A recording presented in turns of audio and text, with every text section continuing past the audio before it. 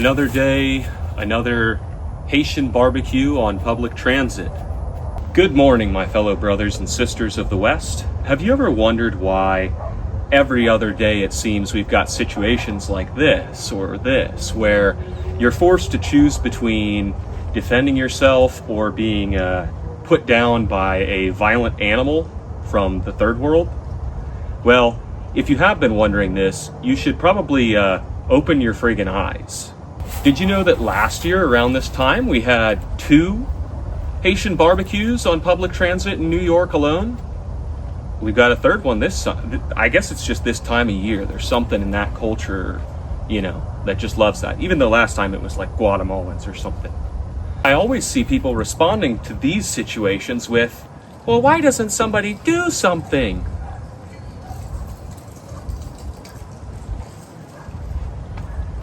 Not saying it's right, but it's a good deterrent. You're being psyoped into just taking what's forced on you. This is a condemnation, I'm not approving of this behavior. You should be willing to, go to jail for doing what's right. But the truth of the matter is a lot of people aren't. You will be butchered by animals, or you will be made an example of, because your culture is being genocided. It's kind of the most effective genocide that has ever happened in human history. You'd expect, I guess, with technological innovations for that to be the case, but it's all 5th generation warfare, which we'll go over. The purpose of a system is what it does. Do you understand this phrase? Hi, ladies and gentlemen. I'm Jim Eagle, Marine Corps Infantry Rifleman veteran and Texan. The system in place right now is constantly putting us in these positions where someone is either forced to do something that they're going to be prosecuted by the law for intervening, or you're going to be beaten to death by an animal or burned alive by some dreg who probably barely speaks English or is zapped out of their mind by some kind of heinous substance that they've put in their body. If you look closer, a lot of the times, especially recently, some of these people are in a revolving door situation with the law. 20-something felonies out, after 6 months of good behavior. 70-something, arrests. The justice system just keeps releasing these people back out on us. Our system is failing us. Is it failing us, though? Really? Or is it doing exactly what it's intended to do? My brother in Christ, the West has fallen. Is it coincidence when situations like these are happening on a bi-weekly basis sometimes? What I mean when I said the purpose of a system is what it does, it's a analogy that coders make, like computer programmers. A system doesn't accidentally produce the same results over and over again. It can't do that. What something is doing is what it's meant to do.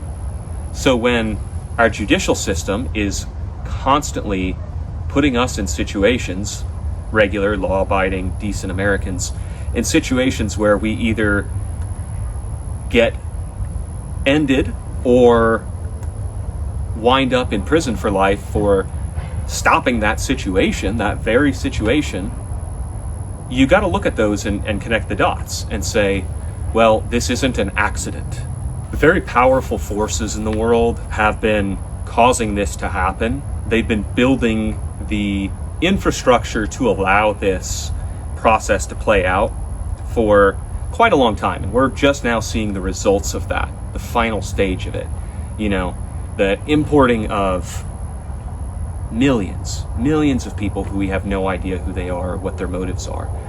The revolving door prison system situation that is putting us, just being out in public in a hazardous situation every day. Now, a lot of people already know about things like George Soros funding all these weird, NGOs that are charity organizations, Open Societies Foundation, Books for Crooks is an interesting one that they use to recruit for groups like BLM or Antifa. But people I don't think they understand how deep a lot of these groups go, and that there's a lot more of them out there than you'd think. And they've been, again, building this infrastructure for a very, very, very long time, to the point where, it seems like half the judges in this country are activists, are puppets. They're doing what they want to do to get advanced to the next step. They're not doing this necessarily because they believe that Jamal is actually going to turn around and be a good guy after 14 prior arrests and spitting on the cops during this last arrest. They don't actually think that, Mr. Face Tattoos actually is going to represent, the American values and should stay here because there's some kind of actual reason, in the Constitution. These judges are doing these things because they know what to do to get to the next step. And this brings me to my next point, the critical point of the video. The biggest threat to the American public. I haven't paid as much to this phenomenon specifically in Europe, but I have noticed it. I will say, in the West, in America, the single greatest threat to sovereignty, to safety, to the average American citizen right now is judges. When a judge creates a precedent for a violent offender to be released for no reason out into public other than, some platitude about fairness, that creates this, broken window effect where another judge will do something even worse, and then another judge will release an even worse offender back into the public. Not only that, but there's no one holding these judges accountable. They're releasing these people knowing they're going to reoffend, knowing that these people are still active threats, dangerous threats to the public. And they're doing this on a whim, just because they can. There's no checks and balances on them. There's no limit to their ability to do this. And some of them are just appointed to that position willy-nilly. I mean, this one didn't even pass the bar exam and was never a lawyer. I didn't even know you could be a judge in that position. I thought you really had to know something about the law. But it appears at this point in America, occupied, America, all you have to do is say yes to the right things. So the next time you see an article about, someone being dragged out of their car and stabbed to death by someone who you imagine should still be behind bars, prior arrests, warning signs all over the place. The next time you see some kind of, situation where someone was jailed for shooting someone who broke into their house with a gun or something, 6 guys break into somebody's house and he fires, into one of them and then stops, right? And all of a sudden he's being prosecuted. He's being dragged through the mud. Derek Chauvin, Kyle Rittenhouse. Whenever you see these cases, pay attention to the judges. Now, for Kyle Rittenhouse, we were fortunate that he got one of the last decent judges in the country, apparently. But whenever you see these people get the charges pushed on them or get convicted by these activist judges, pay attention. You'll realize real quick that the biggest threat in this country to sovereignty, to safety, to prosperity is judges right now. That class needs to be dealt with. There needs to be some way that we can push back as a civilization and figure out why these judges are so prolific, how it happened, and we need to figure out how to get rid of them all. Legally, YouTube. I'm not calling for violence, right? So, some of you may be wondering why this is happening. Why wouldn't they just, do something more direct? This is the easiest way to wage war on a society. To just let the worst among them walk free. Like, how many decent Americans are going to get murdered because judges are just letting murderers walk? It's by far an easier way of picking off a population without getting any resistance, this is more effective than if you were to just invade America, because then everyone would see it, everyone would react, everyone would fight back. If you had some kind of organized force to do this, we could follow a paper trail back. We could figure out who's orchestrating this. When you just let crazed dregs back out into society to kill people, who are we to blame? Judges. But from, the effective point of the psyop, who are we to put actual legal blame on for these actions? The criminal. So we send them right back, and then someone says the same thing. Well, it doesn't look like they're going to be a problem in the future. There's no accountability. There's no command structure. Totally decentralized harassment architecture terrorism. They can just let these people out. They're going to kill someone that they're probably not, these judges probably want gone, right? And then they bring them back. It's the most effective way to terrorize a population. I guess the final question that a lot of people are wondering is, why? Why would they run this psyop on the public? This fifth generational warfare tactic where they just send out wackos to kill random decent people among us. What's the point? Who benefits from this? Because that's the real question. When you see some kind of conspiracy or psyop or something that doesn't look right, you got to pay attention to who benefits the most from it. And it's unclear.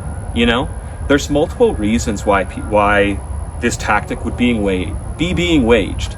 And an important thing to remember is that the judges don't necessarily have any interest in the actual campaign being waged against us. The operation goes way above them, right? So these judges, you have to take their motivations and kind of separate it and not pay attention to that. I mean, a Lance Corporal in the Marine Corps doesn't care why we're invading Iraq. He just does his job. And it's the same thing with those judges. But if you're a terrorist, you're gonna schwack the lance anyways, right? So,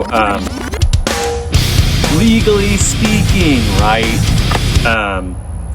So anyways, looking at the actual possible motives for why this is being waged on the West, why this is being waged on American society in the first place, it's kind of hard to parse, because to some degree, it really is a question that we're still struggling to answer, of where this dark money is coming from, where all this influence and power is coming from. There's a few groups that people constantly point to, right? The communists, the globalists, the international banking cartel, legally speaking. All joking aside, the motivations that I see that stick out are, one, they give you a bit of a Hegelian dialectic, which is, look at all this chaos that's going around. You need to give us more ability, more power to crack down on society, and we'll make you safer. Now, anyone with half a brain knows that's not true. Tried and true, time-old tactic to get people to turn their guns in. Because that also doesn't match with the fact that, they're prosecuting anyone who does a just self-defense situation, even when they do it within all the confines of the law. The Kyle Rittenhouse one was a little bit tricky, because there's a bit of things that complicated the situation. He wasn't at his house, blah, blah, blah, state lines, most state lines. But for a lot of these cases, it's like a guy in his home with a pistol or something, that he legally owns. Someone kicking down his door and he shoots him, and he's getting dragged to the courts, and people are saying it's, first-degree manslaughter or even murder. Crazy. We want to make society unsafe so that people vote for stricter leadership, more, harsh authoritarianism to crack down on crime, thus giving the government more power. I think there is a venomous angle as well. I think there is an angle of people who hate the West, people who hate Christianity, people who hate, white people as well. There is this cultural ethnic angle that is, it's not just white people they hate and are subjecting this to. It's not just Christians necessarily that they hate and are subjecting this to, but it is the West. You know, that cultural monolith, everything that kind of fits into there is the target, the intended target, which is basically, you know, a white Christian culture and those who live by it. So, I think there is a venomous angle to these attacks specifically. And I think even at the level of the judges, they've bought into it. They like seeing this happen. You know, they like dismantling the patriarchy. They like dismantling, you know, systems of white oppression or whatever, you know, boogeyman that they have in their head. I want to wrap this up by positing the theory that while they're not the main orchestrators behind this situation, judges are kind of at the cutting edge of destroying the West right now. Yes, this is just a small part of a much larger war that's being waged, a spiritual war, a cultural war that's been, you know, waged for at least the past 100 years, really. But more realistically, it's kind of the spiritual war that's been waged since the dawn of man. Be aware that this is in basically every big city in America. These are issues that plague all of us. And it's not entirely along the political divides of Republican and Democrat, you know. These are people who are beholden to much higher powers than just the laws of the land. They're bought and paid for by people who are extremely vicious and want to domineer and redesign society into, you know, their liking. Mercy to the guilty is cruelty to the innocent. And they've taken that and run with it as an extremely effective way of waging war on the public in the West. Unfortunately, there doesn't seem to be much of a way to hold these judges accountable. We can't vote them out. You don't vote on judges. They're beholden to their money and their donors, sometimes their ideology, but that really doesn't seem to be much of an equation for a lot of them. I mean, even the most ardent Black Lives Matter supporter that actually believes it would still probably think it's a bad idea to release a 20 times felon, because he's going to go back into his own community and possibly ruin the lives of people there as well.